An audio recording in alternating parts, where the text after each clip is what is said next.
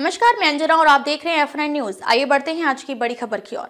भारतीय रेलवे के रेलवे सुरक्षा बल में बीते कई वर्षों से जोनल ट्रांसफर के लिए दिए गए आवेदन अभी तक पेंडिंग पड़े हुए हैं, जिससे जोनल ट्रांसफर के लिए उन आरपीएफ के बल सदस्यों को दिक्कतों का सामना करना पड़ रहा है, जो अपने राज्य और प्रदेशों से कहीं दूर अपने घर के बाहर नौकरी के लिए गए हुए हैं। जैसे कि कोई राजस्थान का रहने वाला है और वह कोलकाता के किसी रेलवे के डिवीजन में आरपीएफ में तैनात है। ठीक इसी तरह कोई भोपाल का रहने वाला और नौकरी हाजीपुर जोन के किसी रेल मंडल में है। पर विडंबना तो ये है कि घर से नौकरी के लिए आने जाने में ही 2 दिन ट्रेनों में बीत जाते हैं। ऊपर से कभी घर पर कोई हादसा हुआ तो अलग उस बल सदस्य को घर जाने के लिए भी सोचना पड़ता है। ठीक इसी प्रकार कपल ग्राउंड में भी कई अनदेखी होती दिखाई देती हैं। नियम अनुसार आरपीएफ में अगर पति पत्नी दोनों नौकरी कर रहे हैं तो उन्हें एक ही डिवीजन में तैनाती करने के नियम बने हुए हैं, पर इस नियम को किसी भी जोन के आरपीएफ के आईजी या कमांडेंट फॉलो नहीं करते हैं।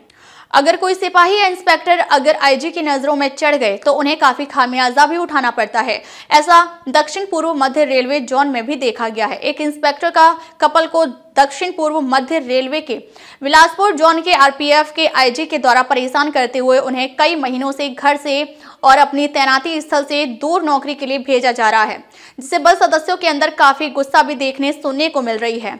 विदित हो कि आरपीएफ बल सदस्यों में वैसे भी बल सदस्य हैं जो कि दरोगा या इंस्पेक्टर के पद पर हैं। अगर वे जोनल ट्रांसफर के लिए आवेदन करते हैं तो उन्हें उनके अपने पद से एक रैंक गंवाने के बाद ही अपने घर के जोन में वे आ सकते हैं, जबकि एक डीजी जो सभी जोनों के डिवीजन के आरपीएफ को रेल भवन में बैठकर देखते हैं।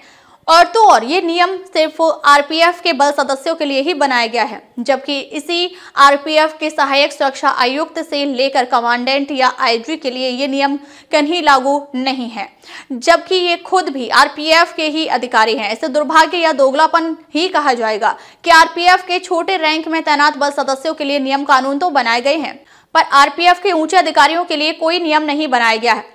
वे हर 3 वर्षों में एक प्रदेश से दूसरे प्रदेश, एक जोन से दूसरे जोन जाते हैं, पर उनका रैंक घटने के बजाय बढ़ते ही हैं। आखिर ऐसा क्यों है, जबकि एक डीजी रेल भवन एक मंत्री रेल मंत्री है?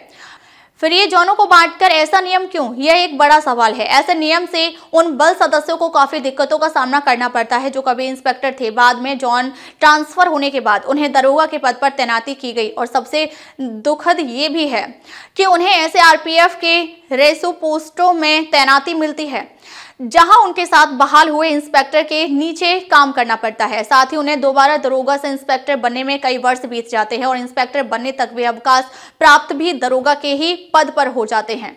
साथ ही उनका सबसे प्रभाव उनकी बेसिक पे पर भी पड़ता है, जो कि आर्थिक नुकसान भी है। F9 news DG Manoj Yadav आपसे गुजारिश करता है कि आपके कार्यकाल खत्म होने से पहले जितने भी जोनल ट्रांसफर के आवेदन लंबित पड़े हुए हैं उन सभी आवेदनों पर गौर करते हुए तुरंत सभी जोनल स्थानांतरण को आदेश किया जाए। साथ ही कपल ग्राउंड के आवेदनों पर भी गौर करते हुए सभी कपल को एक ही तैनाती स्थान पर पदस्थापना की जाए। साथ ही जोनल ट्रांसफर में जो नियम अभी लागू हैं, इंस्पेक्टर रैंक के उसे समाप्त कर उसे उसी इंस्पेक्टर रैंक में अपनी जोन पर दिया जाए। F9 न्यूज के लिए नई दिल्ली से असीम कुमार सामंतु की रिपोर्ट। अब तक के लिए बस इतना ही। फिर मिलते हैं एक ऐसी ही बड़ी खबर के साथ। तब तक के लिए नमस्कार और देखते रहिए F9 न्यूज।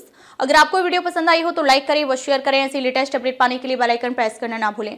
अगर आप हमें फेसबुक या फिर इंस्टा के माध्यम से देख रहे हैं तो हमारे पेज को फॉलो जरूर करें। धन्यवाद। खबर बड़ी और खास होगी,